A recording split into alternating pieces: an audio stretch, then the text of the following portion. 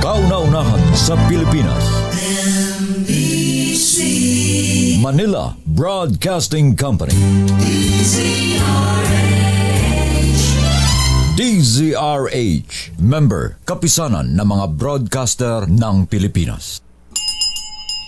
Oras alas 8:10.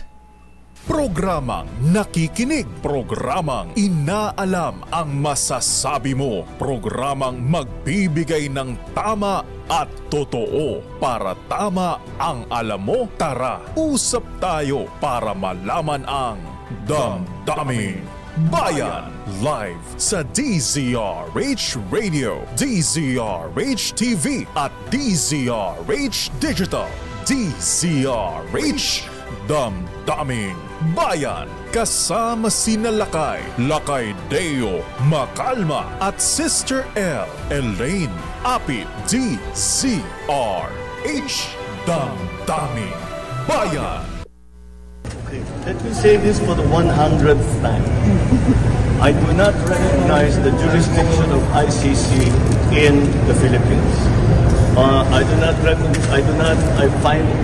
consider it as a threat to our sovereignty.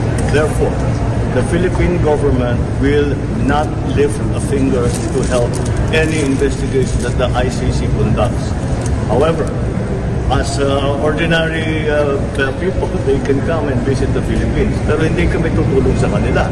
In fact, binabantayan namin sila, making sure that hindi sila that they do not come into contact with any agency of government. And if they are contacting agencies of government, sasabihin yung whatever, policeman, local government, sabihin yung huwag yung sasagutin. Yun ang sagot natin. That we do not recognize your jurisdiction, therefore we will not assist in any way, shape, or form any of the investigations that the ICC is doing here in the Philippines. Damdamin Bayan. Ayan, Senator Bato de la Rosa, ha? Ayan, pwede na kayo matulog ng mahimbing, dong. Dahil nagsalita na, nagpakalalaki na ang Pangulong Ferdinand Bongbong Marcos Jr. at hindi na siya may pagtulungan ang kanyang administrasyon sa International Criminal Court. Ayan. Dahil wala daw silang jurisdiction sa Pinas, ha?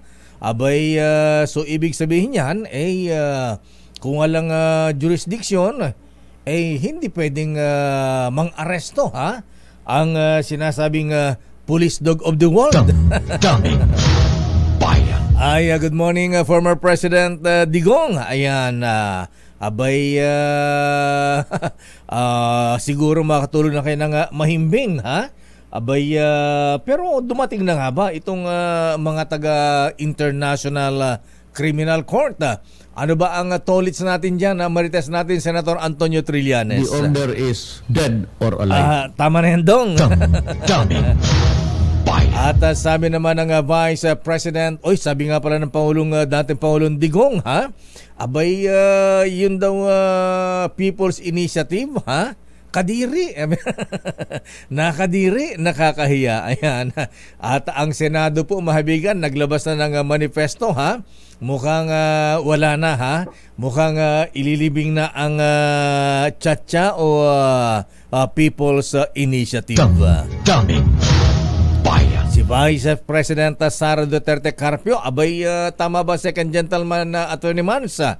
Abay, tatakbo daw sa eleksyon ang Vice President Inday, pero hindi sinabi kung kailan. Kung ngayon bang darating na 2025 midterm elections o yung presidential election sa 2028. Ayan. At hindi rin sinabi kung anong posisyon ang kanyang tatakbuhan. Damdamin Bayan. Pero eto malupit, ha, si Pastor Kibuloy, ha? Abay, sinubpina na po mahabigan ni Senator Risa ng Senado, ha? Abay, kaugnay po mahabigan sa sinasabing human trafficking, pang-aabuso sa ilang miyembro, kasama na ang ilang minor de edad. At meron pang Ukrainians, ha? Ukrainians pala yung mga magandang kumakanta dun sa choir ni Pastor Kibuloy. Anyway, nasa ating linya po mahabigan ang chairperson ng Committee on Women, Children, Family Relations and Gender Equality, si Senator Risa Hontiveros. Senator Risa, ma'am, magandang umaga po sa inyo, Senator. Lakay at Sister L.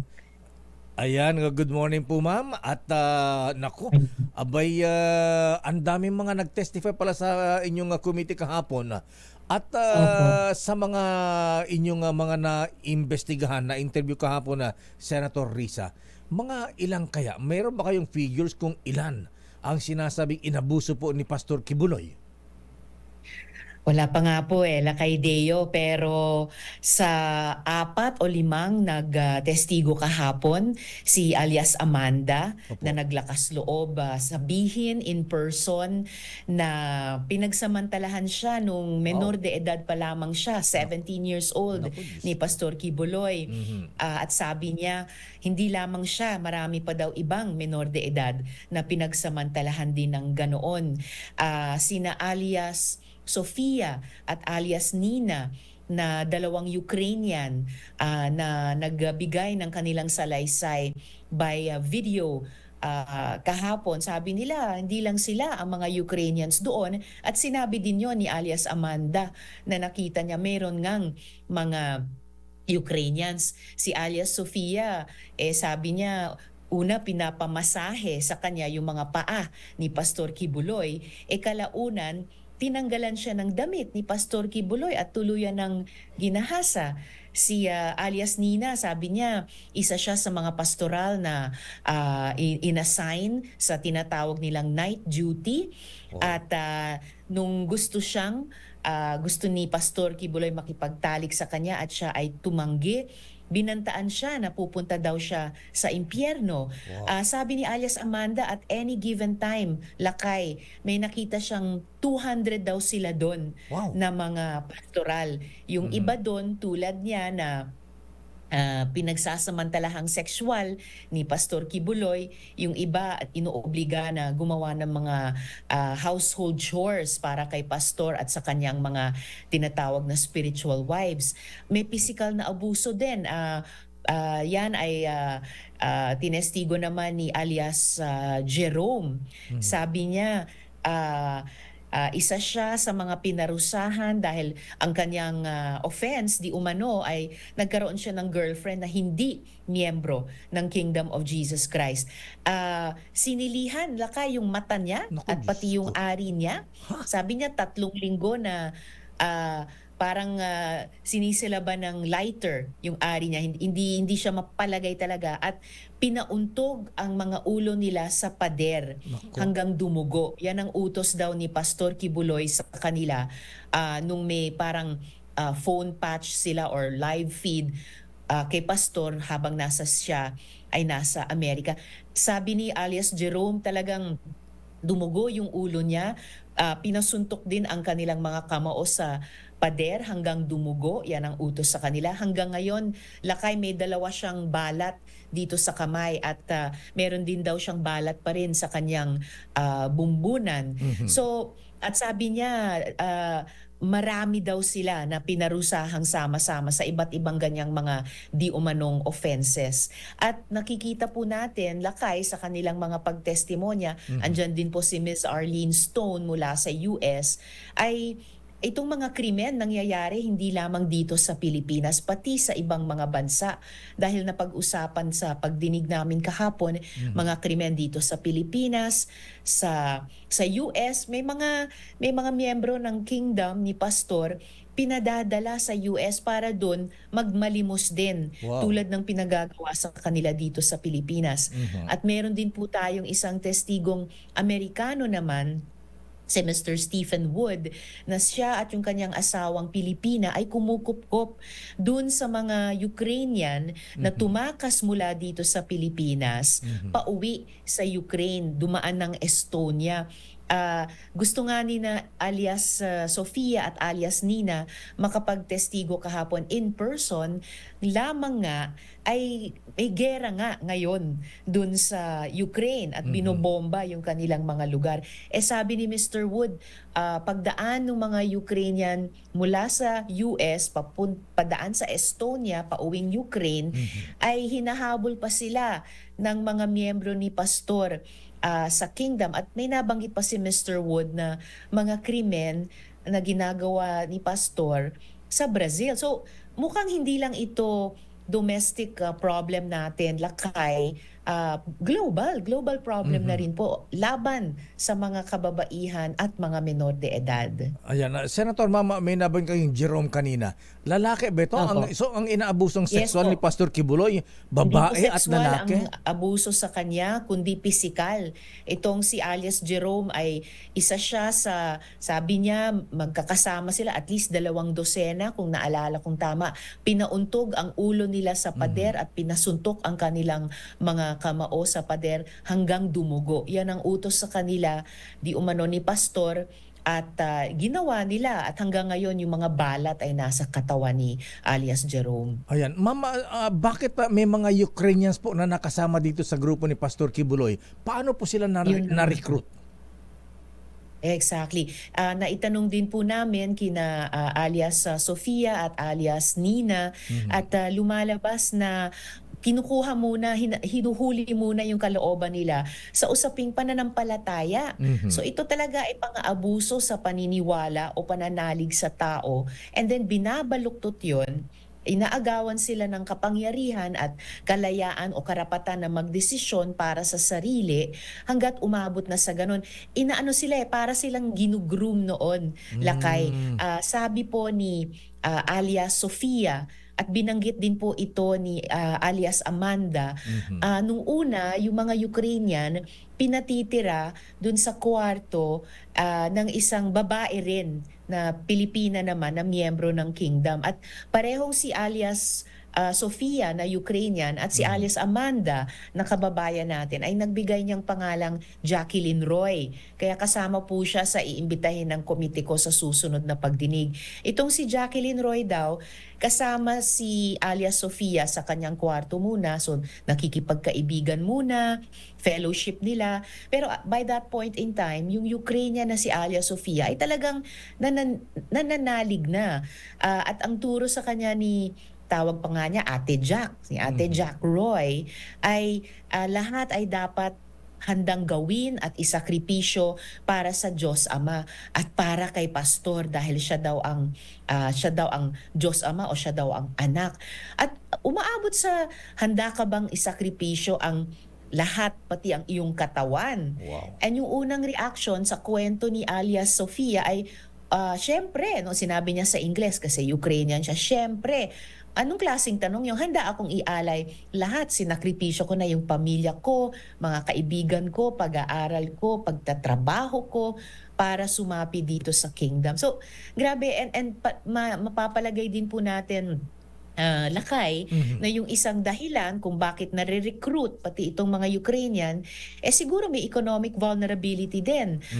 Sa kaso halimbawa ni alias Amanda, pinangakuan siya at yung kanyang nakababatang kapatid, grabe lakay, sobrang menor de edad pa lang sila noon. 12 years old siya, si alias Amanda, at 10 years old yung younger sister niya nung naging miyembro yung kanilang mga magulang, at pati silang dalawa ay ni-recruit. Ang pangako ay may kapalit na pag-aaral, makapagbabiyahe daw sila sa ibang bansa, makasasakay daw sa eroplano ni Pastor.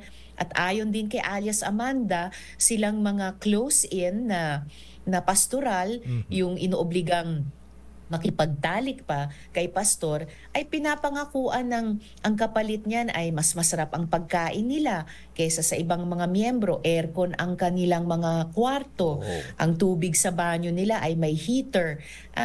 Yung mga ganon. So, merong mga pangako, yung iba hindi dinideliver, like sina alias Amanda, nung tumakas na siya at nung iniligtas na nung nanay nila yung kanyang younger sister din, hanggang ngayon hindi binibigay yung transcript of records nila dun sa Jose Maria Colleges Foundation Incorporated kung saan sila pinaaral dahil daw may utang pa silang tuition. Ay anong utang? Pinangakuan sila ng scholarship. Kaya nandun kahapon lakay sa hearing ang CHED, inimbita rin po namin, nag-commit po sila, makikipag-ugnayan sila sa kanilang regional office dyan sa Region 11 at kukunin sa Jose Maria Colleges Foundation, ibibigay kina alias Amanda yung kanilang grades. Kasi sabi ni alias Amanda, yan lang naman ang pangarap niya, ang pride niya noon, makapagtapos at baon yung kanyang mga grades, tapos sa kolehiyo at makapaghanap ng magandang trabaho. Yan, gumuho daw yan, sabi niya lakay dahil ayaw ibigay ng college ni Pastor ang grades nila. Actually, Senator Risa, ma'am, ito bang mga kasi may mga bata rito na mga mukhang estudyante, iba naman hindi, parang out of school youth. Ayan, kumakain lang kami dito sa may pancake sa may Harbor Square nung kailan ba yun? Last week. Abay, may mga batang nagtitinda ko ng kung ano-ano. Ayan, tinatanong namin kung member sila ng ni Pastor Kibuloy pero hindi naman sila umaamin. Ano kaya ito? Tumatanggi talaga po sila. At kwento din po yan ni alias Jerome kahapon sa hearing lakay. Sabi niya, siya mismo, hindi galing sa Luzon, dinala dito sa Metro Manila. Sabi niya, siguro lahat na ng mall dito sa Metro Manila ay naikot ko na. At marami din daw mall sa buong Luzon sa labas ng Metro Manila. Sabi niya talagang may baon silang mga peking ID na mga peking charitable organization. May naalala siya at napangalan na 7 di umanong charitable organization pero sabi niya mas marami pa doon. At lahat doon fake pero ginagamit para sila ay makapaglimos sa mga tao. Malay natin baka yang si alias Jerome nung bata pa siya ay naengkwentro natin at nahingan tayo, nabigyan natin. Yung pala, lahat yan ay para sa kingdom ni Pastor. Ginugrupo pa sila sa kategorya, depende sa magkano araw-araw ang nalilikom nila. At itong si alias Jerome, sabi niya, ako nga naipasok sa A+ na grupo dahil 2,000 and above ang nakukolekta nila para kay Pastor Kibuloy. Ayan, ayan, ma'am, dumako tayo sa may nabing kayo mga ginagawang mga spiritual wives. Ano ang tungkulin nila kay Pastor Kibuloy? Yun, dahil walang dating spiritual wife na nakapagtestigo na as of yesterday, iniintay pa natin marinig mula sa sarili nilang mga labi kung merong lalapitin. Dahil halos linggo-linggo lakay, dumadami yung mga lumalapit at nagrereklamo sa opisina ko. Pero batay po sa paglalarawan ng mga testigo namin so far, sila yung pinaka innermost of the inner circle at talagang sila ay inaasawa di umano ni Pastor at pag ganyan ang pangalan at status sigurado may kasamang sexual na relasyon. Hindi pa natin narinig sa kanila kung yan ay bukal ba sa kanilang kalooban o sapilitan ba o nagsimula sa panggagahasa, basta't ang malinaw mula kina alias Sofia at alias Nina kahapon at si alias Amanda nung humarap in person ay mayroong panggagahasa sa kanila, may sexual na pang-aabuso sa kanila. Actually, meron tayong kakilala senadora na dating malapit din kay Pastor Kibuloy at nasaksihan niya din yung mga ganyan, mga bata pa, pinapalaki, and then pagdating na medyo dalagitan na doon nangyayari yung pang-aabuso. Ayan. Opo. Ginugroom talaga mula sa pagkabata. Pero habang menor de edad pa, yung iba, ayan, ginagahasa na. And then tuloy-tuloy, sabi ni alias Nina, yung isang Ukrainian, mga 8 taon nasa ganyang sitwasyon siya. Batay sa mga petsa, mga taon na ibinigay niya sa amin. Wala po bang asawa si Pastor Kibuloy? Di ko nga po alam, lakay Wala ba siyang sariling asawa? Yes, mga Bakit anak. may grupo siya ng mga miyembro niya na spiritual wives? Wives as in plural. So, kahit tawagin niyang spiritual na wives, pero batay sa sexual na pang-aabusong ginawa niya sa hindi nga spiritual wives pero mga pastoral, mga close-in, mga naka-assign sa night duty. Ayun, so yun, yung tanong niyo, wala ba siyang sariling asawa? Ayan. Anyway, Senator, hindi po sumipot ang Pastor Kibuloy kahapon sa iyong pagdinig. Nagpadala na rin nga po ba kayo ng subpina para siya ay umattend, magpaliwanag din sa inyong komite?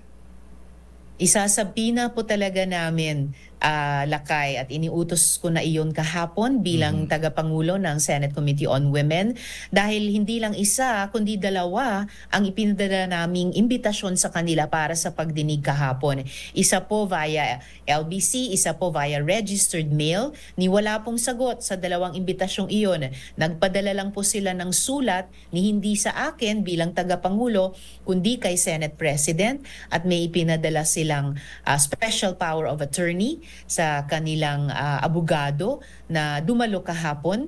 Pero sabi ko nga kay attorney ay ang material lamang dapat ay yung pagsagot sa mga tanong ni pastor mismo. Dahil yung mga krimen na inirereklamo sa kanila ay personal sa kanila. Hindi kayang sagutin ng isang abogado, hindi kayang sagutin ng buong kingdom itong mga akusasyon ng krimeng di umano ginawa sa loob ng bedroom ni pastor. Kaya't sinabina namin si pastor para sa susunod na pagdinig at walang dahilan, Lakay, na deadmahin nila ito ulit dahil ayon mismo sa Bureau of Immigration kahapon, nandito pa rin sila sa Pilipinas. At kung patuloy silang hindi humarap, ibig sabihin patuloy na wala silang respeto sa institusyon ng Senado. Kahit nga Supreme Court, Lakay, ay nagsabing walang may karapatan, kahit pa SC, pigilin ang congressional inquiry o investigation ng Senado. Kaya kahapon, sinabi ko na rin kay Pastor sa aking closing statement, hindi po kayo anak ng Diyos na exempted sa mga batas ng Estado. Kaya inaasahan po namin, ine-expect po namin, Lakay, na dapat haharap siya at sasagot sa mga tanong. Yung nga po ang susunod kong tanong, Senator Risa, ma'am, dahil ang sabi ng kanyang abogado, may statement na si Attorney Ferdinand Topacio, hindi rin po harap si Pastor Kibuloy sa inyong committee sa Senado dahil ang dapat na po ay kasuhan sa korte ang Pastor Kibuloy. Well, speaking of that, Lakay, in fact, meron na pong kaso pending on appeal sa Department of Justice laban kay Pastor. Hinain muna sa korte sa Davao, dinismiss doon or inakwit siya doon, pero inappeal po ng victim survivor sa Department of Justice. So pending po doon sa DOJ. At meron na rin pong mga investigasyon mismo sa Estados Unidos. Binanggit din po ito ni Mr. Stephen Wood na alam ng FBI, Federal Bureau of Investigation, itong mga aligasyon laban kay Pastor kahit sa US, partikular yung pagpapalimos niya sa mga miyembro niya ng kingdom doon sa iba't ibang states sa US. And in fact, napag-alaman din po namin, Lakay, na itong si Pastor Kibuloy ay nasa wanted list ng FBI. So, wag pong maiinip si attorney ni Pastor dahil meron na pong mga kaso at investigasyon hindi lamang dito kundi sa isa pang bansa sa labas. May wala pa bang extradition na request ang US government o kaya FBI sa Pilipinas, Senator Risa, ma'am? Pag-usapan din po namin yan kahapon sa Department of Foreign Affairs, Lakay, at pinatotohanan nila na oo, may extradition treaty sa pagitan natin at ng Estados Unidos at may mga kondisyon doon na kapag ka na-meet ay pwedeng mag-set into motion ang process of extradition. Sinabi din naman ng DOJ na wala pa namang request ng Estados Unidos sa ating gobyerno. Pero inaasahan ko, Lakay, na kapag nagkaroon nitong extradition request, ay harinawa mag-cooperate ang ating gobyerno. Dahil nakikiisa po ako, Lakay, sa lahat ng mga biktima, victim survivors ni Pastor. kasama na yung mga nagtestigo kahapon na gusto kong makitang magkaroon ng hustisya itong mga biniktima niya pero nag-survive sa kanyang mga krimen. Ayan, anong pinag-iba dun sa kulto ni Senyor Aguila dito kay Pastor Kibuloy, Grabe. Senator Riza? Ang daming pagkakataon talaga, daming sandali kahapon sa hearing. Lakay na sabi ko, wow, sounds familiar. 'Di ba? Parehong yung sa Socorro dun sa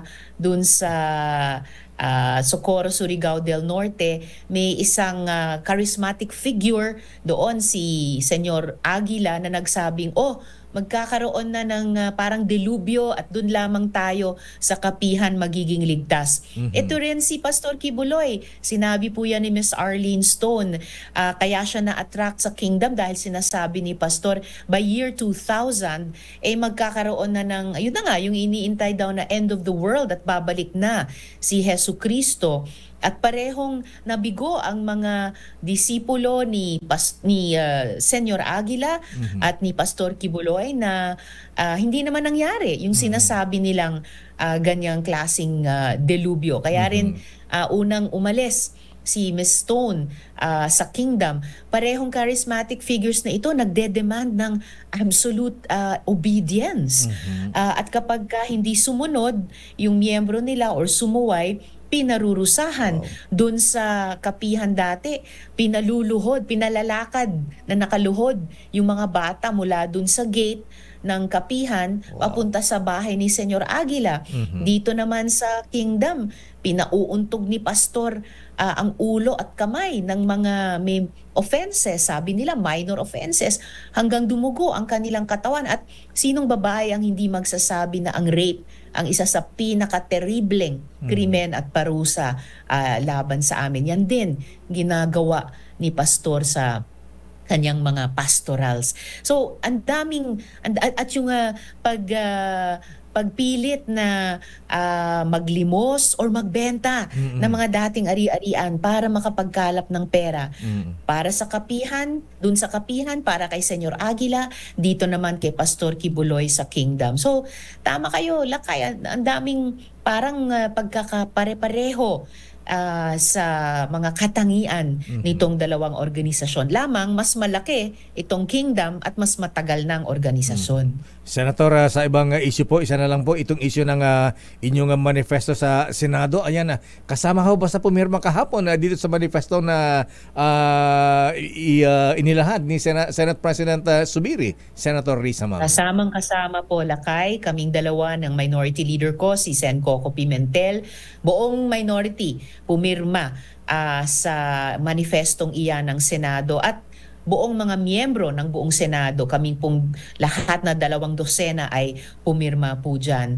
Ay dahil talaga pong itong di umanong People's Initiative ay hindi po inisyatibo ng taong bayan. Ito po ay pampabastos dun sa isang mode ng pag-amyenda ng konstitusyon na nakalagay sa mismong konstitusyon natin. Ito po ay pambabastos sa tao dahil akala nila sa pagbayad di umano ng 100 piso bawat pipirma ay okay na at makukuha ang totoong informed consent ng mamamayan. Akala nila sa paglabas lamang ng TV commercial ay okay na.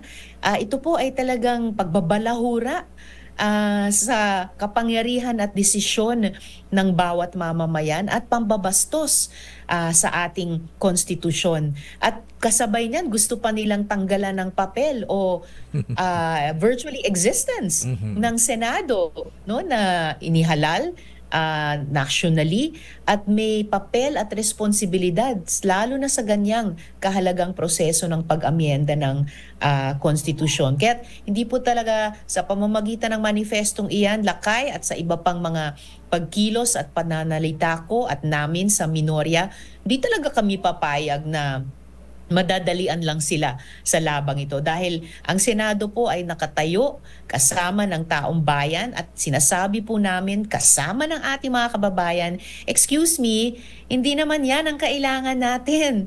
Kahit sa lahat po ng survey ng ating mga kababayan ngayon, Lakay, wala naman nabasa doon na sinasabi ng Pilipino, ang kailangan ko para sa aking pamilya ay charter change.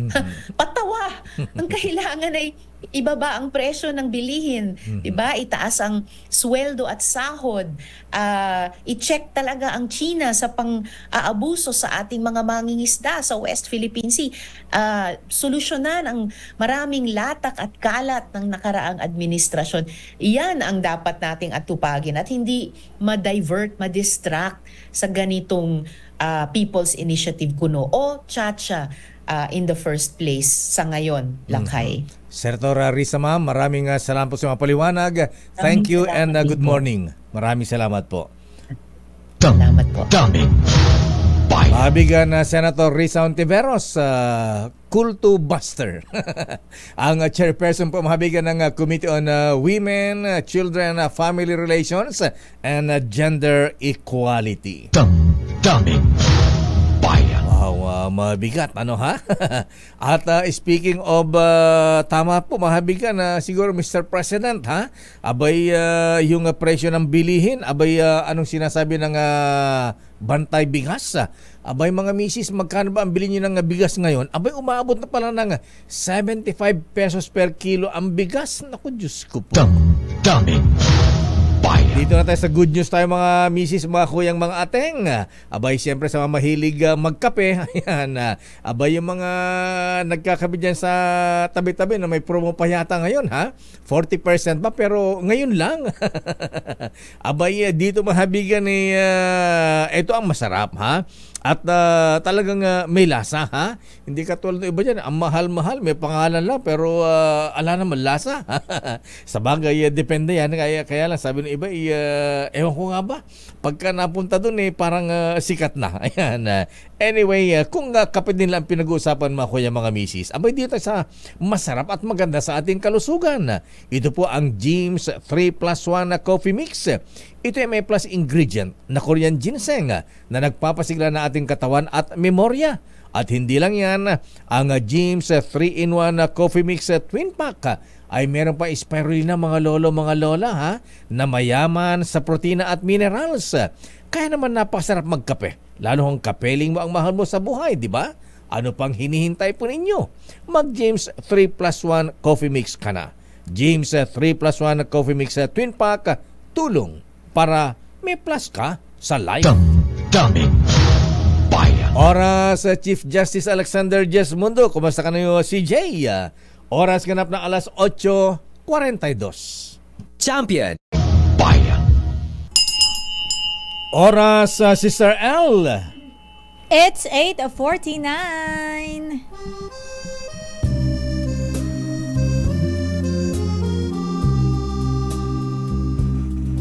Gusto mo bang maging spiritual wife?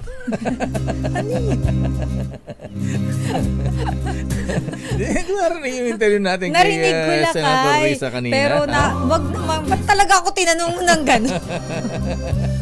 Parang medyo kinikilabutan ako. Dapat yata hindi to ay Godfather ito ha?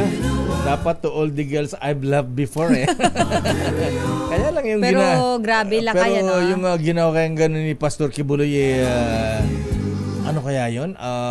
May pagmamahal kaya yun? Siyempre lang kayo. Ano lang yun? Ano lang yun? L lang yun. Anong L? Charot lang. Basta ano lakay, hindi naman naman yun. Tumatawa lang tayo pero hindi naman po katawa-tawa yung ganon. Actually, naibalita ko na rin noong araw yan ha? Kasi yung isang galing din doon sa grupo ni Pastor. Ayun nga, siya nga una nagkwento sa akin nung yung mga minor de edad. Ay, nandaling siya doon, lakay? Kaya hanggang sa hindi na niya buti umalis siya, lakay. Hindi na nga niya maatim yung nangyayari ha? Kaya na pati yung mga, may mga elders din doon na pinagsusumbungan ng mga bata. Ayan.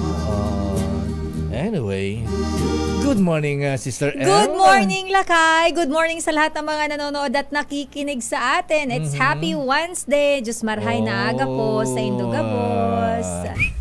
That is a freedom of expression. Ang ganda-ganda na ng suot mo ngayon, Sister Ella. Parang Nakakalok. Parang spaghetti, ha?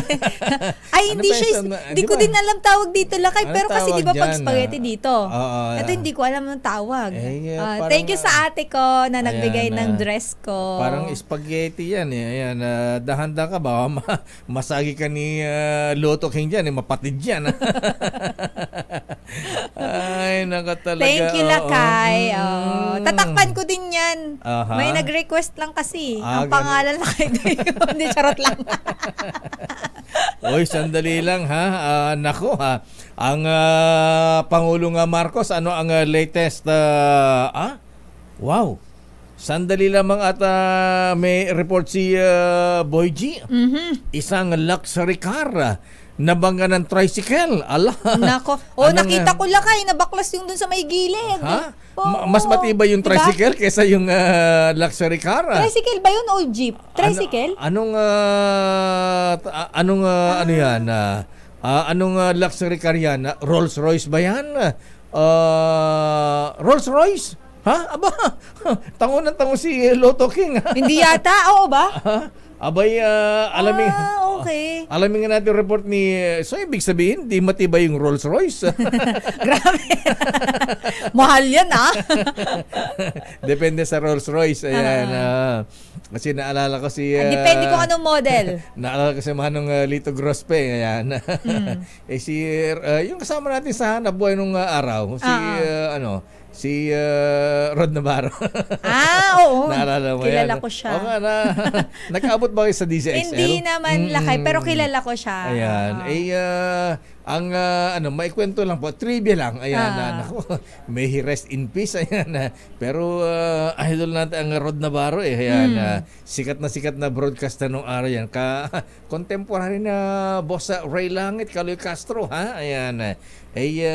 Nagbebenta ng mga nagbabayan sila ng mga nagbebenta ng nagbabayan sila ng mga mga sasakyan. Masakyan, mga gara, ha?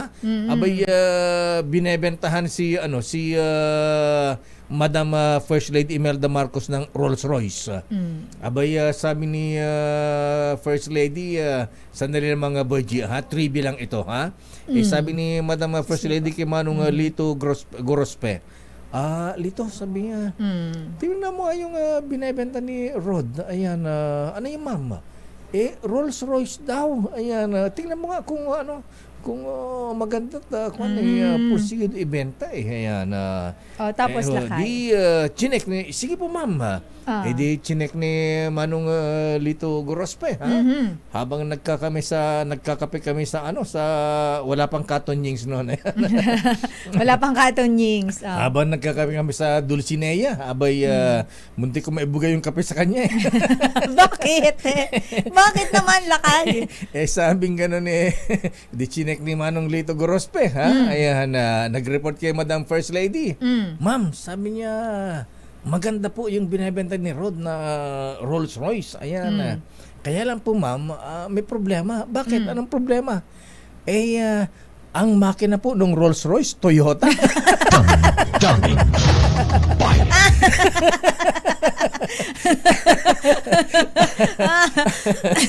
Grabe naman yun Lakay.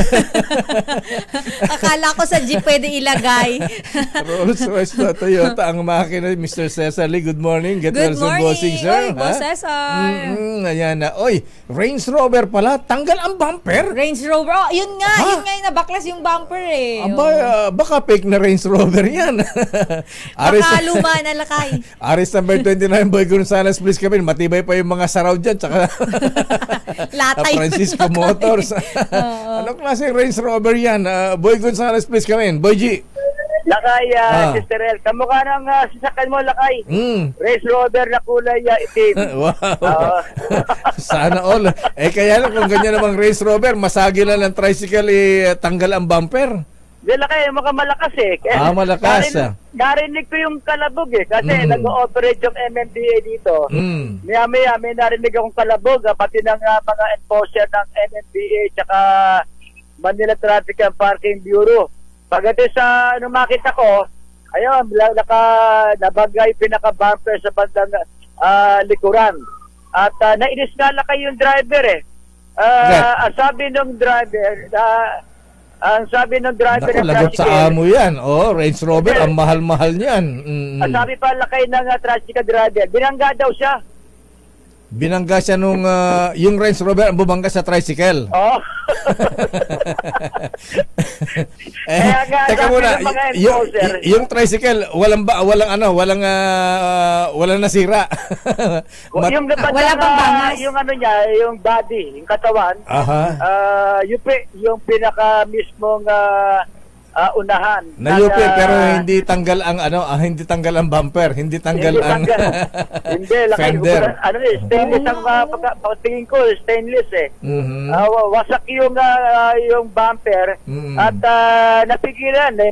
Sabi nga ng driver, muntik niya nang masapak eh. Paano kitang babanggain eh? Ako yung nasa unahan. Ikaw yung nasa likod. At sabi pa nakatira ng driver ng Range Rover, nasa fast lane ako. Yun din ang sabi ng mga enforcer. Nasa fast lane, yung driver ng Range Rover, at unang-una, bawal ang tricycle dyan sa mabuhay lane. So kasalanan ng tricycle driver, nasa mabuhay lane siya. Dahil sa alam niyang walang ibabayad. Naku, baka yung tricycle kulang pa doon sa pambili ng bumper. Kumakamot na lang yung ulo ng driver ng Range Rover. Sino may ari? Anong plaka? Mapustura yung sasakyan eh. Akala ko number 8 o kaya number 7 ang plaka, hindi naman pala. Hindi naman lakay. Baka tinatanggal rin yung mga number na ganyan na congressman eh. Saan nangyari yan, boy? Dito sa lagpasan ng Anda Circle, paglagpas punta ka ng dito sa main Lopez sa Boulevard. Kaya mabuti nga, sabi ng mga enforcer, mabuti nga, pinatawag ka eh. Ang alam niya kasi walang ibabayad yung tricycle driver. Kaya pinatawag na lang niya at bukuha na lang police report para sa insurance. Tama, insurance na lang yan. Ayan yung lakay. Sabi nga ng mga enforcer, bawal kayong dumaan dito. Kung dadaan kayo, sa gilid na kayo, nasa fast lane pa yung mga tricycle driver. Sabi nga nung nung enforcer na nakausap ko, talagang makukulit yung mga tricycle driver na talagang mabibilis pa, maangas para kapag dumadaan dyan sa area ng Mel Lopez Boulevard. Kaya kanina, mabuti walang nasaktan sa aksidente na banggaan ng Range Rover at saka isang tricycle dito sa lungsod ng Maynila. Marami silang nasita yung mga NMDA. Nagsagawa kasi lakay ng clearing operation ng NMDA. May mga nasita mga motorcycle rider na nakachinelas, motorcycle rider na hindi standard ang suit na helmet, at yung isang mukhang galing ng Divisoria nasita dahil sa wala sa suit na helmet. Teka, boy. Bukod pa ron, lakay, ang ipapuntang pier ng mga truck na ginawang parking ang Mel Lopez Boulevard, ang malalaking truck na may ang trailer truck ay hinatak na rin ng MMDA dito sa kanilang clearing operation. Paghahanda na rito, lakay, dahil sa linggo ay may malaking event sa Luneta. Yung paglilusad ng bagong Pilipinas dyan sa Quirino Grandstand. Yan pa rin yung sinagawang operasyon ng MMDA at ang bangga ng isang luxury car at versus tricycle dito sa Luzon ng Maynila. Para sa kauna-una sa Pilipinas, ito si Boy Gonzales, tuloy-tuloy sa pagbabalita, tuloy-tuloy sa serbisyo, sama-sama tayo Pilipino. Daming bayan. Maraming salamat, Boy G, mula sa Maynila. Kaya paalala sa ating mga riders, pati mga tricycle drivers. Anong tawag nung parang tricycle na ginagamit ng yung buwibiyahe ng MOA? Papunta rito sa... E-trike, lakay. Anong tawag doon? E-trike? E-trike yung tatlong gulong? Oo. Parang yung BMW ni Kadyot, Pino. Tricycle yun eh. Yung kay Pinong. E-trike yun lang kayong maliit lang na ano. Oo, tapos kung magpatakbo. May-ari ng kalsada. Oo, kung magpatakbo, ang bibilis. Tapos ang dami, punong-puno ng pasahero. Oo, lakay. Tsaka ang galing nila yung sumisingit-singit sila. Yung nakasignal ka na, sisingit pa rin sila. Nakakatakot. Tsaka lakay, ang daming tricycle na pasaway. Yung businahan mo, parang walang naririnig. Parang, hindi ka pwede dyan. Pero wala sila lakay. Tapos pagka nagkasagian, kakamutan ka lang ng ulo. Ayan, malalakas loob nila. So, dahan-dahan lang po sa pagmamanay mga kuya para iwas aksidente. Tsaka dapat dyan lakay, nababantayan din ng ating mga enforcer. Para nahuhuli. Di rin hinuhuli kasi walang pangalan. Di ba lakay? Kasi nagkukos ng accident yung mga ganyan. Sinabi mo, ha? Pero sandali lamang at may report si RS number 14. Eto naman lakay. Pero sabi niya, ano yung report ni anong latest na Malacanang? Mukhang pinulong ang Cabinet Secretaries lakay. Pinulong ng Pangulo para sa paglulunsad nitong Bagong Pilipinas. Bagong Pilipinas. Saan yun? Ayan. Di ba may program sila Bagong Pilipinas? Ganun. So, ilo-launch nila lakay. Ayan, akala ko kulang-kulang na Pilipinas. Bakit na naman? Yung Baho de Masinloc, kontrolado na rin ng China. Sabi na Philippine Coast Guard. Oo nga lakay Ang bira naman talaga, kawawa naman tayo. Ha? Akala ko ba, ayoko na nga mag-talk. Oo nga, ang bira naman. Ano ba ang dapat nating gawin dito? Ha? Ilang truck ng diplomatic protest ang ginawa natin pero binabaliwan na naman tayo ng China. Kakausapin si Xi Jinping Hindi nagsasalita, titignan lang ang presidente. Tapos ito pala kay. Napansin si Xi Jinping pagka mga event, mga ganyan, nakatingin lang na gano'n, ngingiti lang na gano'n. Parang robot. parang gusto ko sabihin, asshole ka ba? Sorry. Hindi nagsasalita, parang walang feelings. Hindi mo siya lakay mabasa. Poker face. Ayan, hindi mo siya mabasa eh. Mahirap basahin yung mga malaman kung natutuwa ba, nagagalit ba. Hindi yata marunong ngumiti, hindi yata marunong tumawa eh. Tapos pag nagsasalita pa siya lakay, ganun lang, parang emotionless. Parang wala siyang expression. ganun? Baka robot talaga si Jinping lakay. Buti pa si Mao Zedong nun, kasi paano si Mao Zedong AI yata lakay si Jinping. Si Mao Zedong may sense of humor pa yan eh. Ayan, ngumingiti, ayan. Pero ang Xi Jinping, ang sinasabing bagong Mao Zedong ng China, hindi ngumingiti. O sige, ano report ni Miss Letta? Puntahan natin ang update sa Malacanang. Mga Cabinet Secretary, pinulong ni Pangulong Bongbong Marcos, kaugnay nga po ng ilulunsad na Bagong Pilipinas. Detalye balita mo, RH14, Miss Leth Narciso. Miss Leth. Sister El, lakay, nagpatawag ng special cabinet meeting si Pangulong Ferdinand Marcos Jr. sa Malacanang kahapon. Ito ang unang full cabinet meeting ngayong taon. Sa naturang pulong, binigyang diin ng Pangulo ang kahalagahan ng komunikasyon sa pagitan ng gobyerno at ng publiko. Ito'y sa harap ng layuning maisakatuparan ang bagong Pilipinas. Nagpresenta naman si PCO Senior Undersecretary Cesar Chavez ng ilang mga rekomendasyon sa mga miyembro ng gabinete kung paano maging tagapagtaguyod ng bagong Pilipinas sa kani-kanilang mga departamento. Layo nitong gawing tuloy-tuloy ang mga programa na susukatin ang progreso buwan-buwan at kikilalanin ang outstanding performance. Ginawa ang special cabinet meeting bago ang nakatakdang formal na paglulunsad ng bagong Pilipinas sa Quirino Grandstand sa Maynila sa Enero 28 o ngayong darating na linggo. Lakay? Aba, kay Yusek Cesar Chavez pala yan. Parang yan eh. Parang yung sinasabing oversight committee ni Speaker Martin Romualdez na dapat yung mga performance, ayan yung mga project, na-check kung ito ba yung nagagawa talaga, ginagawa o meron ba? O baka mamaya yan yung mga ghost project. Parang ganyan ba ang paliwanag ni Yusek Cesar Chavez? Tama lakay, at saka para nalalaman din ng ating mga kababayan na talagang may mga ginagawa at hindi ningas-kugon yung mga programa na puro umpisa lang. Ang halimbawa niya, yung kalinisan sa bagong Pilipinas, para malaman mo yung update dyan, Lakay, i-search mo lang yung hashtag Kalinisan sa Bagong Pilipinas. Lalabas na yung mga ginagawang project na ganyan na may kaugnayan dyan. Oo nga pala, so, ayan, ang sabi niya ay tuloy-tuloy, susukatin, kikilalanin buwan-buwan at tututukan ng Pangulo. Ayan, oo nga pala, Sister L, tuloy, Miss Yolette.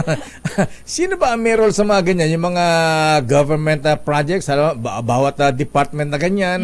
Halimbawa, katulad na lamang yung, DOTR na lang, mga railways na lang. Ayan, ano na ang update, ano na ang development ng mga railways natin?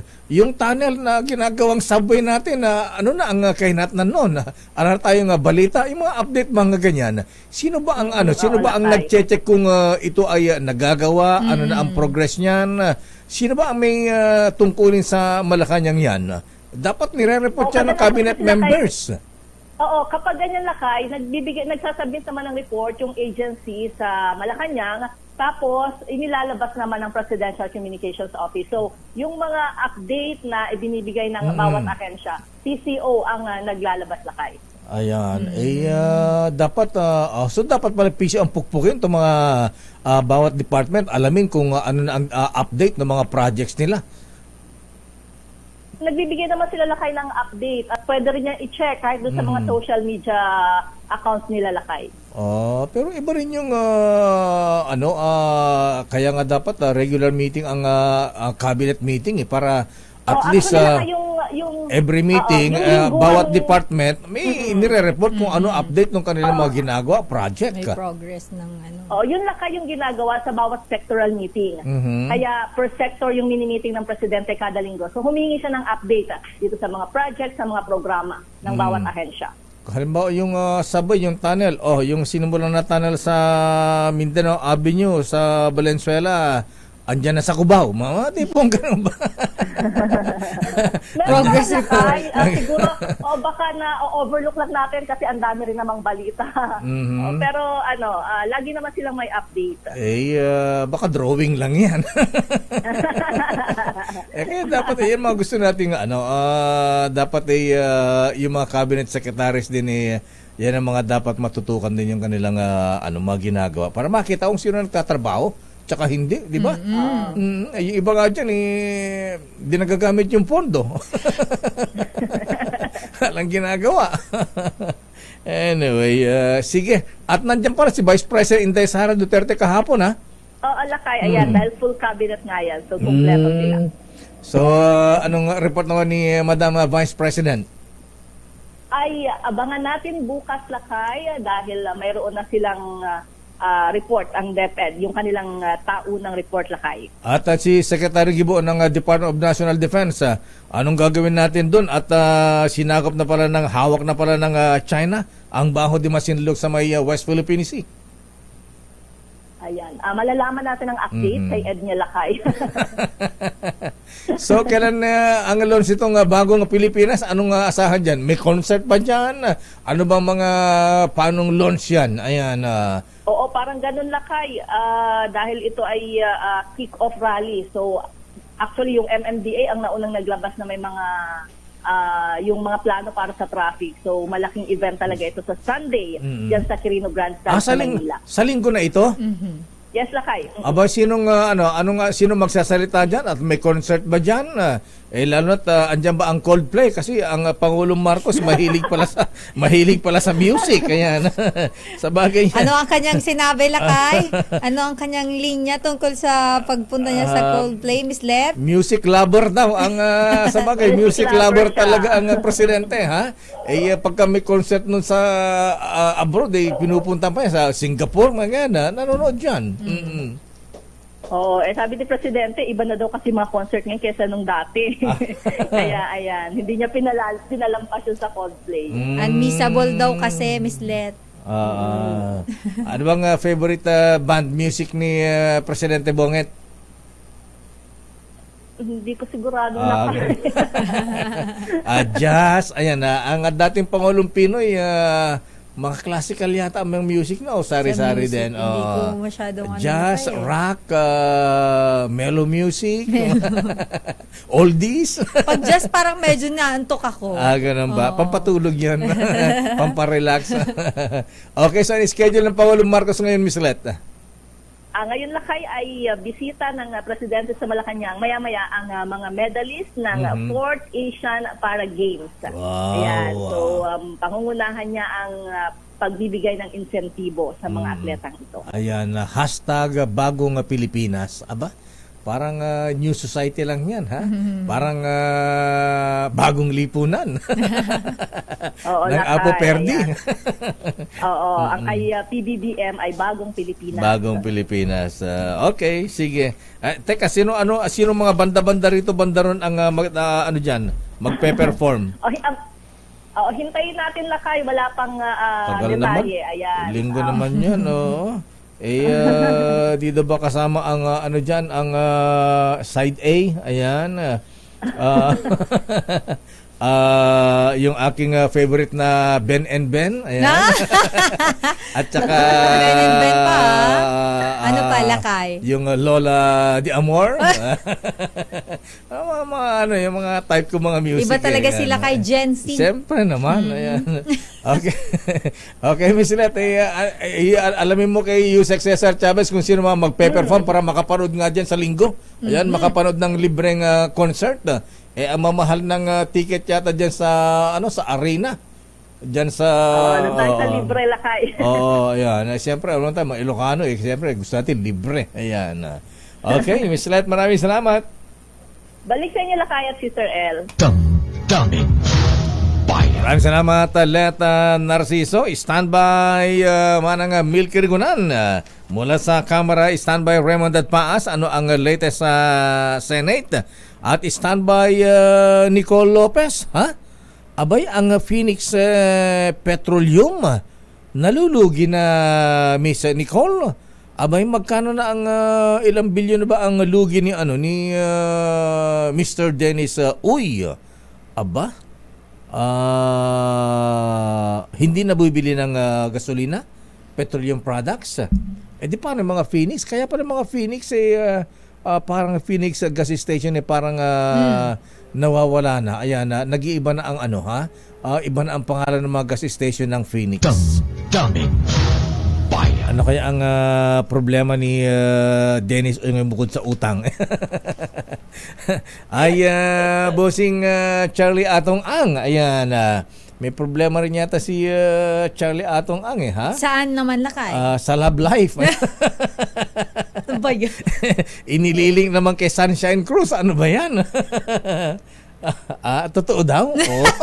Bakit nabasa mo yun? Ay, alam mo naman mga marites, mga misis, mga tolits natin ha? Abay, hindi lang politika, pati sa showbiz, ha? Ayan, pati si Chris, pagdarasal natin si Chris, ha?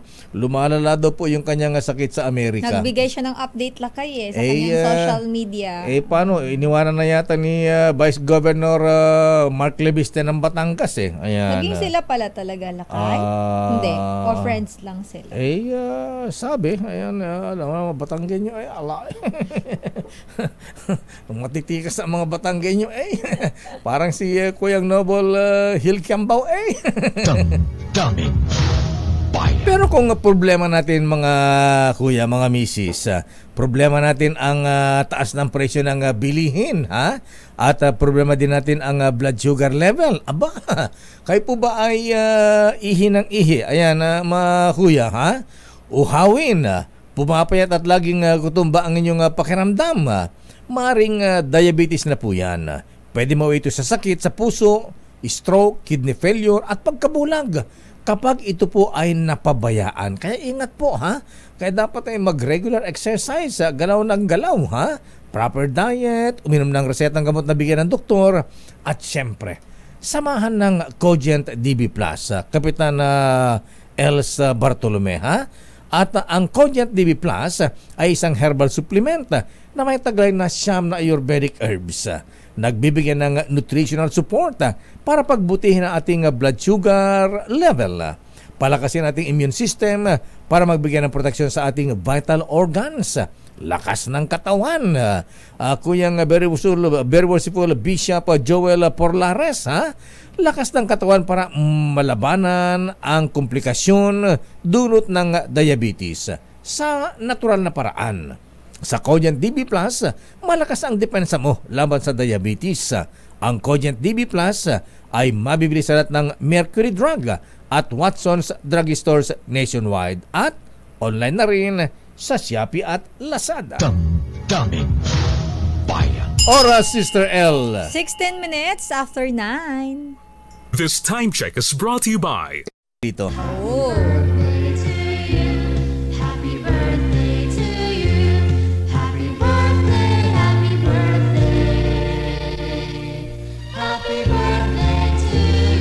Aba, happy birthday, Yusek. Aba, birthday pala ni Yusek ngayon, ha? Sinong Yusek? Si Ray Spy Marfil ng politiko, ha? Yusek, ha? Laban tayo dyan.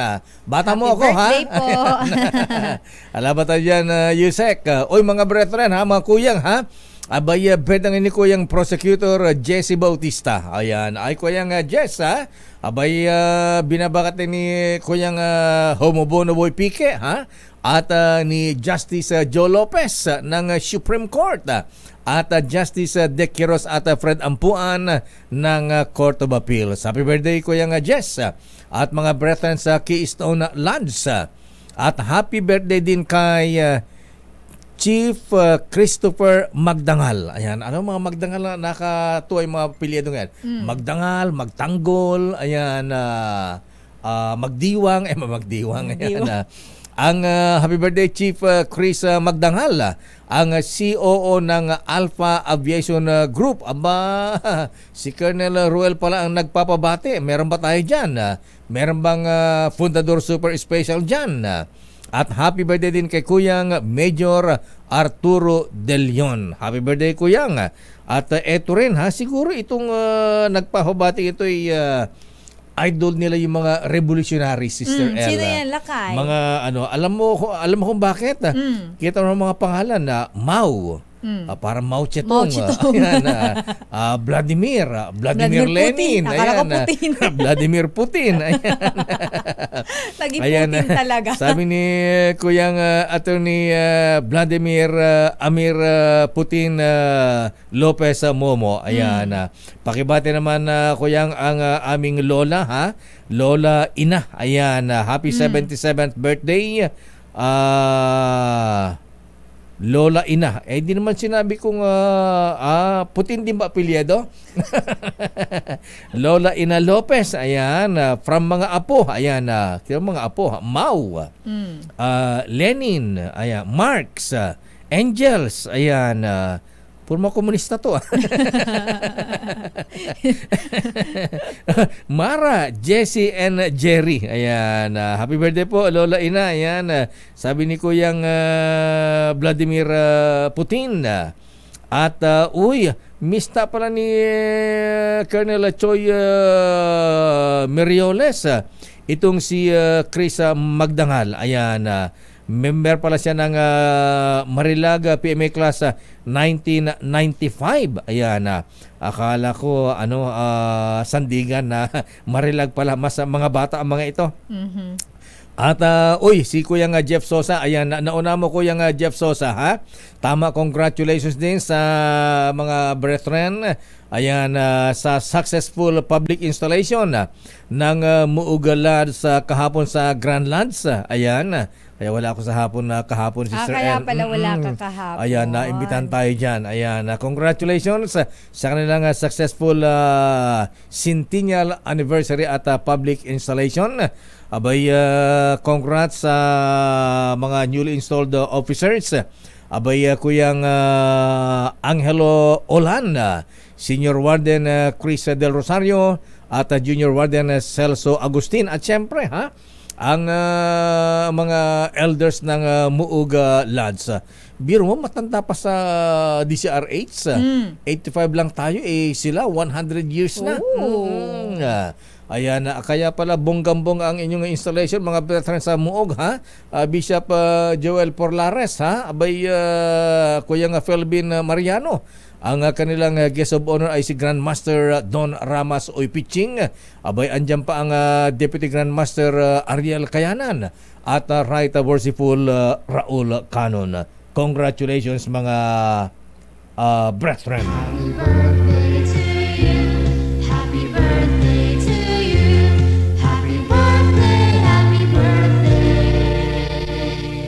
Happy birthday to you. Eto, happy birthday daw. Sabi ni Kuyang Nick Manipon, pakibati na yan. Happy birthday si Kuyang Erwin Aguinea ng Montalban Last number 376. Abay, may Fundador Super Special ba tayo dyan? At bumabati rin si Noble Juna Samaniego, Noble Ruel Rivera, at Kuyang Gerard Ceballos, at Nelson Yao, at Hossein Samsudin, at Second Gentleman Attorney Mansa Carpio Sara Duterte. Ayan. Nakaibatiin mo naman to ng happy birthday. Sabi ni Manang Milky, happy birthday. Batiin mo si Alex Sitin daw. Si Alex Sitin. Sino ko babati? Si Manang Milky. Si Manang Milky. Akala ko pabati si Romel o kaya sino ba? Ayan. Anyway, happy birthday. Pangalan? Alex Sitin. Hi Alex, happy birthday. Ito ba yung magaling na golfer yan, ha? At ang sabi ni Word of the Lord. Ayan. Word of the Lord kay Lord De Vera yan. Ayan. Naalala ko kasi nung college dati nag-talk siya sa school namin Lakay. Oo. May natutunan ka ba dun sa ano nga man kalokohan? De, charot lang, chika lang. Pero Lakay college ako noon, naging siya sa amin sa Adamson University Lakay. Magaling to, professor na nagtuturo din ito. Isa siya sa mga naging speaker namin doon. At saka Palangka Award ito, Sister El. Ayan. Happy birthday kay ang favorite daw ni Pangulong Marcos sa Mislet na banda. Of course, hindi ang Beatles. Ayan. Ay, nako. ang Beatles isinumpa ang Pilipinas. Never na rin silang tutuntong sa Pilipinas matapos silang gulpihin. Na-curse pala tayo. Ayan. Si Jethro Tull o Tal ang pronunciation nito, ha? Jethro Tull ang paborito daw ni BBM. Isang British progressive rock band noong 70s. Slow rock yata ang paborito ng Pangulo Lakay. Oo, kasi nung naalala ko, nabasa ko lang yon na-ichika, ha? Abay, nung nag-concert ang Led Zeppelin yata, ha, sa Singapore, pumunta ang BBM doon. Nanood. Talaga ba? Ayan. Nakot, eto't may man nagagalit dito, ha? Ayan. Bakit? Trial by publicity po ang ginagawa kay Pastor Kibuloy. Na-dismiss na po yung mga kasong yan sa Davao. Ayan. Tama, mas maganda kung dalhin sa husgado talaga ang kaso laban kay Pastor Kibuloy. Ayan. Morning, Kuya Dado, ha? At magandang umaga kay Kuya Toby Purisima. Ayan. Pakibati rin daw ng pasalamat sila sa pagpunta sa natin sa sa Centennial Celebration ng Muog Lads sa kahapon. Good morning, Kuya Toby Purisima ng Muog Lads sa 89. Samantala sa report. Damdamin Bayan. Anong report? Anong latest niyan? Si Bal Gonzales ba? Nahuli na ba yung sumuko? Ayan. Ha? Sumukong driver ni dating Police Major Alan De Castro, nice going state witness ng CIDG. Aba, yung doon yan kay Catherine Camilon Lakay. Sa pagkawalan ng beauty queen na si Catherine Camilon. Ayan. Talagang si Police Major Alan De Castro matulis, ha? Ayan.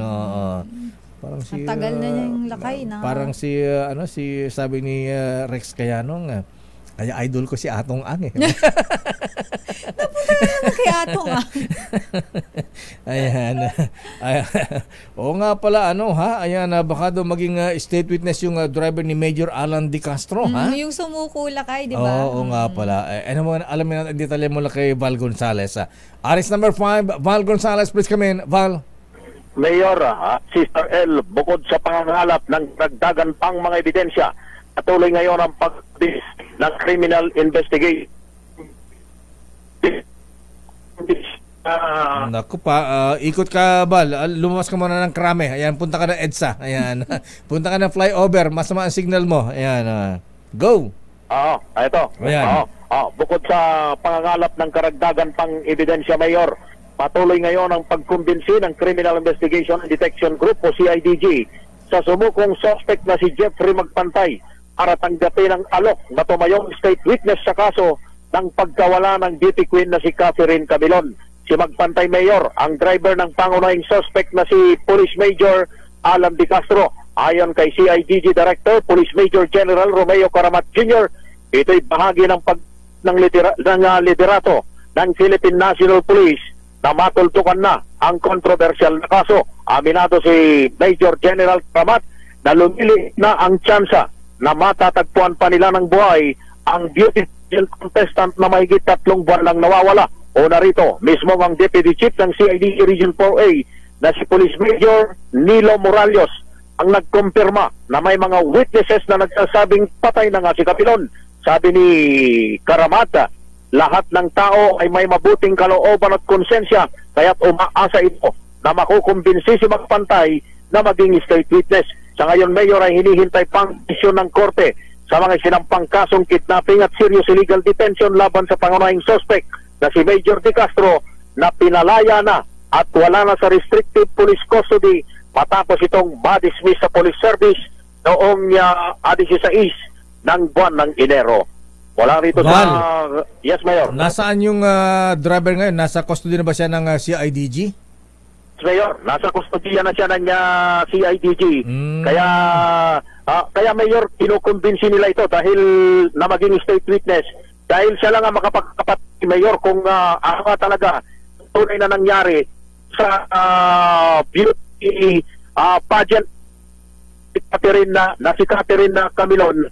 Dahil may mga witnesses na nagsasabi, Mayor, na itong driver na ito sumuko ay siya yung may hawak na bill na tumutok dun sa ilang mga nakasaksi nung ibinababa nila yung isang tao sa puting SUV na nakita ilang linggo o ilang araw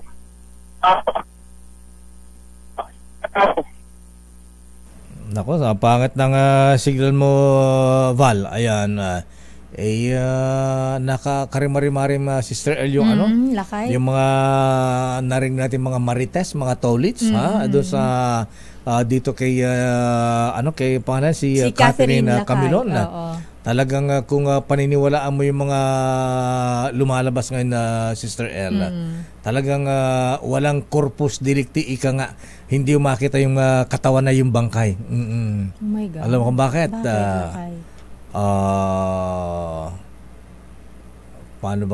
Paano ko ba sasabihin?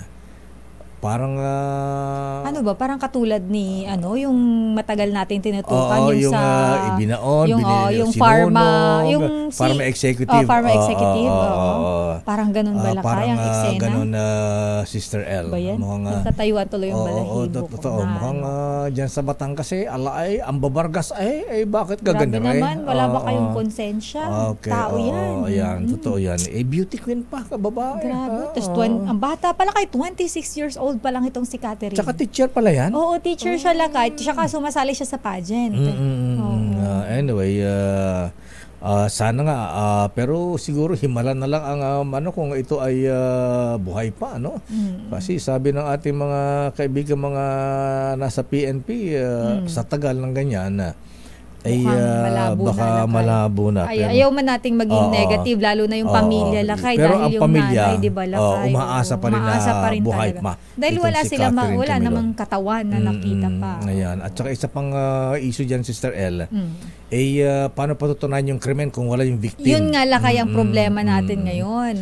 Paano may makakasuhan dyan? Wala yung katawan. Paano wala ba yung mga ganyang kaso, Attorney Orlando D, Attorney Jun Samaniego, Justice Bong Pascua, paano yung mga ganyang kaso, wala yung katawan, yung victim. Ayan, Kaya paano wala ka ding makasuhan. Paano magpro-prosper ang kasong Yun ang homicide o kaya problema, murder. Lakay. Ayan.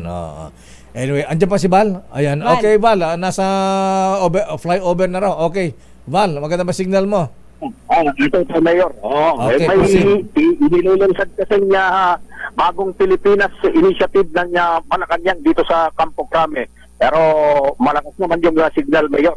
Itong babalikan ko lang itong si Magpantay Mayor na driver ng pangunahing suspect na si Police Major Alan De Castro. Ito rin yung itinuturo, Mayor. Kaya kinukumbinsi nilang maging state witness dahil siya rin yung itinuturo ng dalawang mga witness na umano'y nanutok sa kanila ng baril nung makita nila na inililipat sa pulang SUV ang walang malay at tuguang si Camilon. Kaya ang sabi nitong si Police Major General Romeo Caramat Jr. ay tiwala sila na mayroon pa rin mabuting kalooban itong si Magpantay at papayag ito na maging state witness para ma-resolve na yung kaso ng nawawalang si Catherine Camilon. Sabi naman nitong si General Benjamin Acosta Jr. nararamdaman niya bilang ama kung ano yung pinagdadaanan ng pamilya nitong si Camilon na 3 buwan mahigit nang hindi pa nakikita mula nung ito'y mawala noong Oktubre 12 nung nakalipas na taon. Mula rito sa Campo Crame, Mayor, na nagkasagawa ng rehearsal para dun sa pre-launching ng bagong Pilipinas kick-off rally na isasagawa sa Campo Crame bago naman yung gagawing paglulunsad nito nationwide yan sa bahagi ng Luneta Grandstand sa araw ng Linggo. Val, ang PNP may mga galing din sila mga banda dyan. Baka tutugtog din sa baka tutugtog ng Jethro Tull dun sa Luneta, Ayan, alam mo yung mga bawat services sa AFP, mapa Marines, mapa Navy, PNP, Air Force. May mga banda silang mga galing, Pero isa dun sa pumapa-imbabaw dito sa bahagi ng Campo Crame dito sa National Mayor ay yung pagkanta ng bandang itong binabanggit mo, Mayor, ng Bagong Pilipinas. Yung Bagong Pilipinas, Sister L, baka hindi mo alam, ito yung ipinapatugtog noon sa bawat event na daluhan ni dating Pangulong Ferdinand Edralin Marcos. Yung kay Andrew, iba yan yung Bagong Pilipinas, bagong mukha. Yan ba yun? May bagong buhay. May bagong version ba? Bagong version na yung binabanggit mo na kinakanta ni Andrew E. Okay. Ginamit ng eleksyon. Pero yung Bagong Pilipinas, yun yung pinapatugtog noon sa bawat event na daluhan ng First Lady at maging ng dating Pangulong Ferdinand Edralin Marcos. Mula rito sa Campo Crame, para sa kauna-unahan sa Pilipinas, DZRH, ako naman Val Gonzales, tuloy-tuloy sa pagbabalingta, tuloy-tuloy sa serbisyo. Sama-sama tayo, Pilipino. Damdamin Bayan. Maraming salamat, Val Gonzales. Ayan, naalala ko yung yung kanta ni Ariel Ureta. Ayan, may bagong buhay, may bagong pag-asa, bisikleta ang kailangan. Iba pala yun. Iba na. Sa ikaunlad ng bayan, bisikleta ang kailangan. Bisikleta ang kailangan. Uy, teka muna at binabati ko aking pinsan si Manong Piping Makalma dun sa Alberta, Canada. Abay, ba't ka tumatawag Kasen, Abay, buhay pa ba yung iniwan mong jeepney dito sa Pasig, Yun yung binabanggit mo lang nasa Canada na siya ngayon. Nakabili ng jeep. Yes, nakabili ng dalawang jeep yan, Ayan, katas ng Saudi. Katas ng Saudi. Ayan, pagkatapos ipepes out. Ayan, sandali insan ha. Tawag kita nung madamdama ha. At batiin ko lang ng happy birthday din itong si Kuyang Tom Angeles ng Abraham Lincoln Lodge number 34. Binabati ni Noble Kuyang Tom Angeles. At happy birthday din kay Kuyang Joey Yu ng La Trinidad Lodge sa kanyang 69 pero ayaw niya na 69. Anong gusto niya lakay? Ay kasi baka sa feng shui yung lakay, sa 'di ba sa Chinese kapag yung patayo. Oo nga. Tama ako? Anong patayo? Yung parang nakatirik daw kasi. Parang patay, parang gano'n. 69? Oo. Hindi ba? Ba't patayo ba yung 69? Hindi yung 9. 9. Nakatusok daw. Parang kay Katonying ko narinig. Ganun ba? Ayan, 70 years old na ako kasi dapat 69 kaya lang sa Chinese bad ang number 69. Ayan, kaya edad ko ngayon 70 years old. Ayan. Yun nga lakay sa Chinese yata talaga yun. Ayan. Anyway, kung gusto mo, kuyang Joey, gawin pa natin 71. 1 din yun lakay. 1 din ba yan? Bawal. At saka 4 daw, mga ganun, mga malas daw. Kasi may ganun. Ayan. Sandali lamang at meron po si Christian Manyo. Panibagong pagkilos ng grupong Manibela. Ito ay nakadepende naman daw sa magiging takbo ng investigasyon ng Kamara sa PUV Modernization Program. Sino nagsabi niyan? RH8, Christian Gigolo Manyo. Christian. Lakay at Sister L, magsasagawa nga ng maliit pagkilos at programa ang Grupo Pizon at Maribela sa labas ng mababang kapulungan ng Kongreso ngayong umaga kasabay ng pagpapatuloy ng pagdinig ng Kamara sa issue ng Public Utility Modernization Program. Ayon kay Marvel Pena, pinuno ng Grupong Manibela, bagamat wala pang eksaktong petsa at detalye, nakadepende sa magiging takbo ng pagdinig sa Kamara ngayong araw kung sila'y magsasagawa ng mas malaking kilos protesta para tutulan pa rin ang PUV Modernization Program bago matapos ang buwan. Natatandaan na una ng hiniling ng ilang mambabatas na palawigin ang deadline sa franchise consolidation o kaya naman ay pansamantala munang suspendihin habang nire-resolba ang ilang issue at tanong hinggil sa programa. Habang nanindigan naman ang Department of Transportation na tapos na ang deadline noong Disyembre at 31 at ituturing ng kolorum ang mga jeep na hindi nag-consolidate simula Pebrero at uhulihin Christian, na ang mga patuloy na bigyas na anong sabi ng mga jeepney drivers? Hindi ba sila manlalaban kung i-impound yung kanilang sasakyan dito sa may MOA ha? At kung saan impounding area pa sa Laguna at ibang probinsya? Cavite. Ang sinasabi nila lakay, ito ay anti-4 kaya nga umaasa sila na bago tumungtong ang Pebrero 1 ay makapagdesisyon na ang Korte Suprema kaugnay ng hinihingi nilang TRO o kaya naman ay mapakiusapan ng mga mambabatas ang DOTR na palawigin o pansamantalang suspendehin yung programa lakay dahil ilang araw na lang Pebrero 1 na at ituturing na nga silang koloro. Ayan, nako, eto speaking of jeepneys, ito yung aking pinsan si Manong Piping na batang Saudi ha. Ayan, abay na nasa Canada ngayon. Bibili pa naman sana ng karagdagang jeep pagkatapos ipepes out na ha. Ayan, bira. Yung katas ng Saudi na binili ng dalawang jeepney paano daw yun? Mahina yata ang kung patubuan naman ng talaba konti lang kikitain dyan. Yung balakay ay pwede bang gamitin pag private use lang?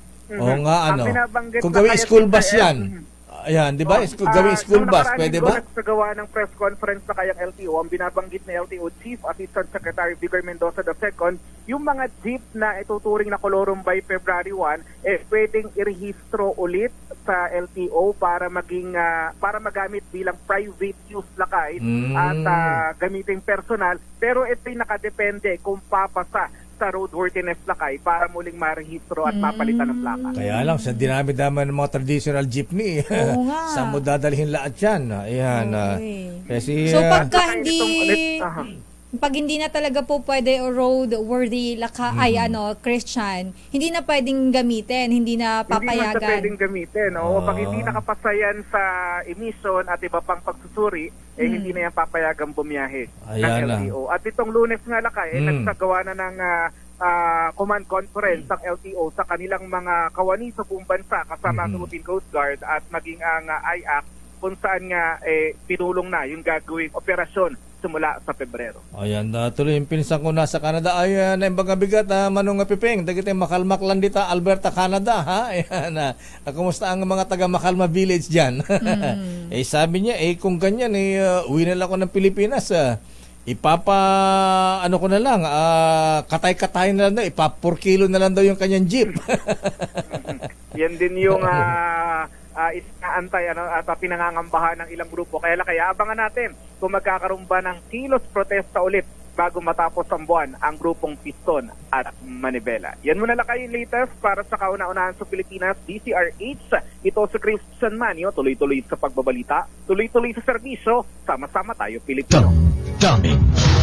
Maraming salamat, Edniel Parosa. Standby Christian Manyo. Standby Edniel Parosa. Standby Mil Krigunan. Standby Raymond Dadpaas. Naku, yung mga suspect sa ayuda scam dapat kasuhan ng DSWD at DOLE. Ayon kay Senator Christopher Bongo. Grabe yun lakay, no? Yung sa 5,000 naging 1,000 na lang. Tapos mayroon nga lakay 10,000 naging 9,000. Oo, may napanood ako dun sa hearing kahapon. 10,000 naging 9,000? Oo, lakay. Ang problema at least piso 1,000 lang ang kinupit. Hindi lakay. 10,000 naging 1,000 na lang. Yung 9,000 kinuha. 9,000 kinupit. Ang lupit naman grabe yan. Grabe yan lakay. Dun sa hearing, nakakaloka. Ayaw ng DDS ng ganyan. Oras, Sister El. It's 9:47. Champion, gawang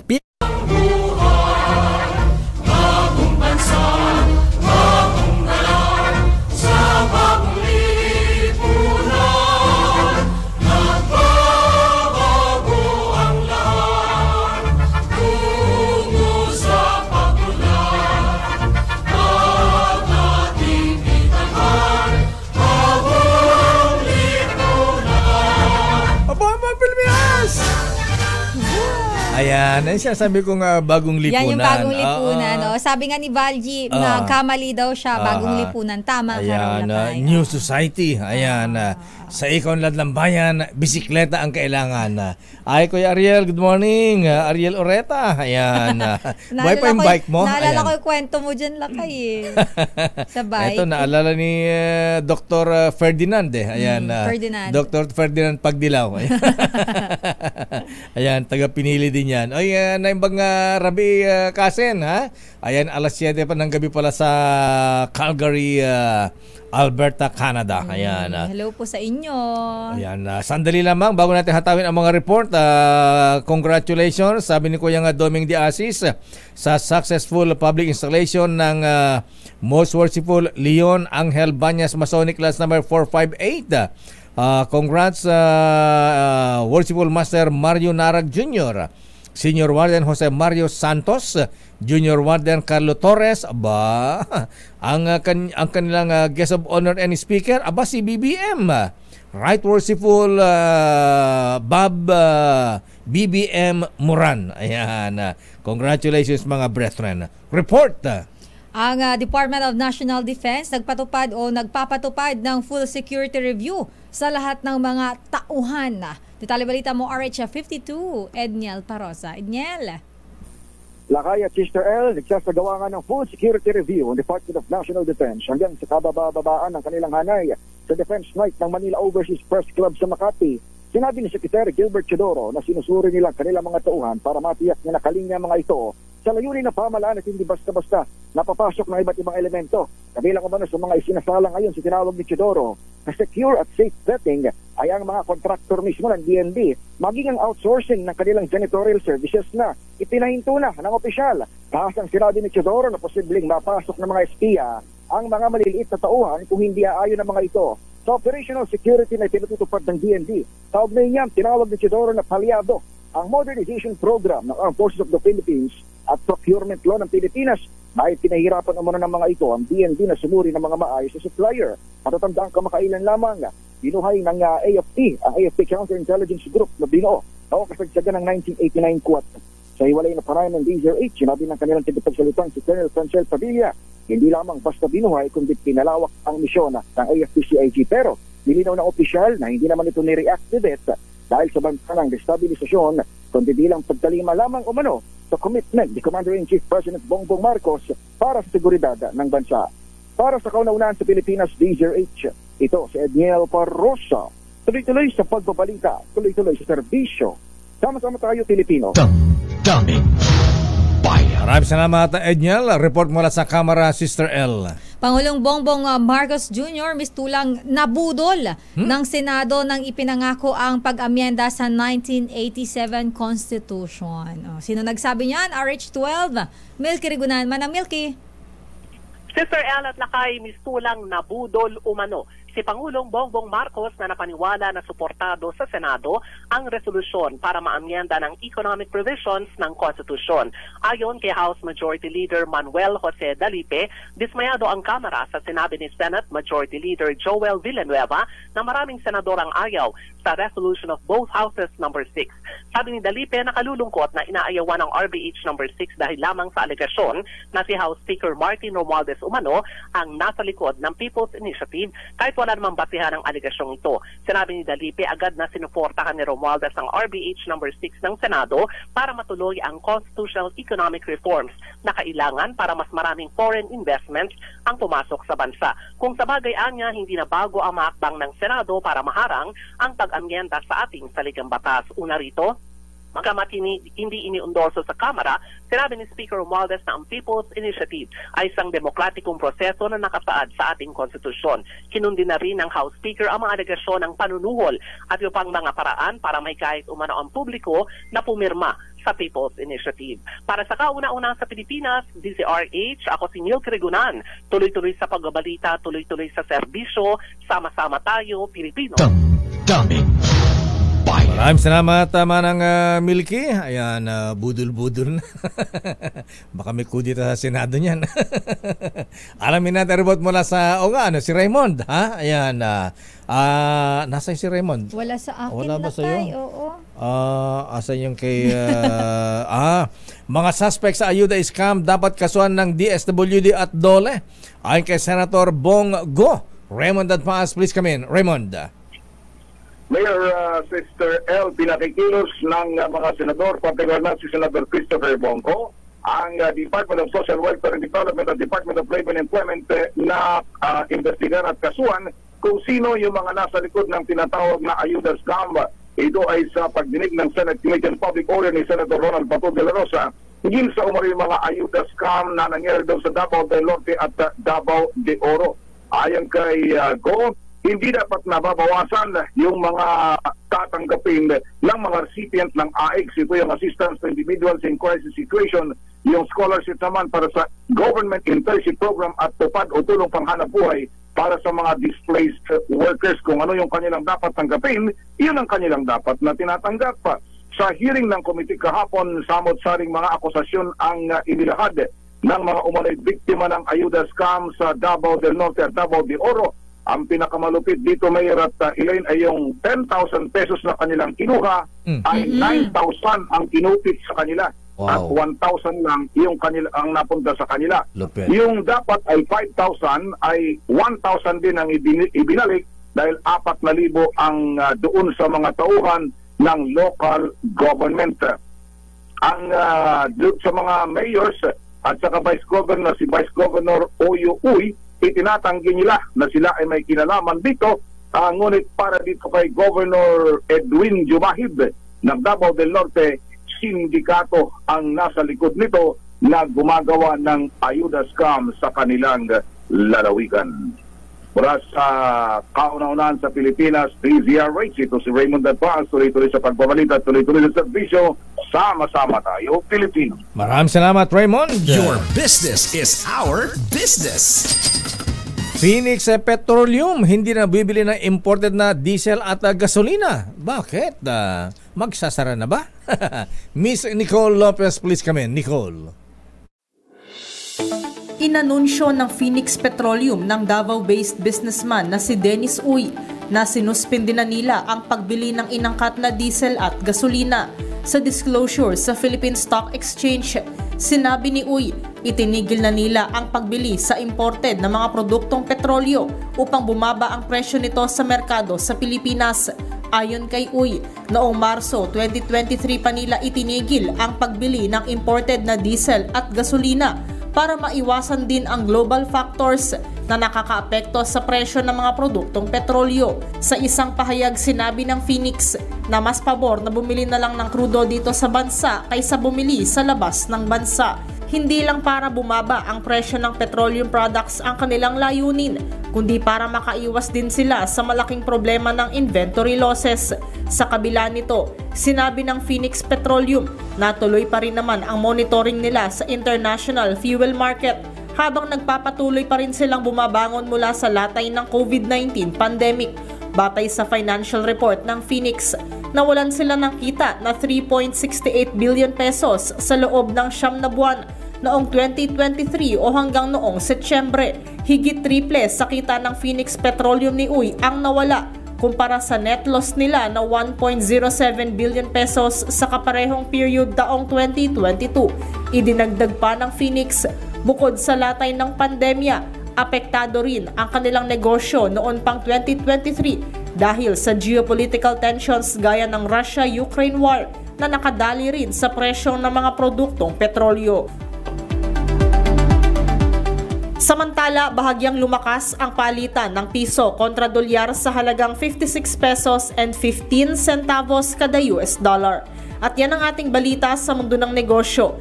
Your business is our business. Mula sa kauna-unahan sa Pilipinas, DZRH, ito si Nicole Lopez. Tuloy-tuloy sa pagbabalita, tuloy-tuloy sa serbisyo. Sama-sama tayo, Pilipino.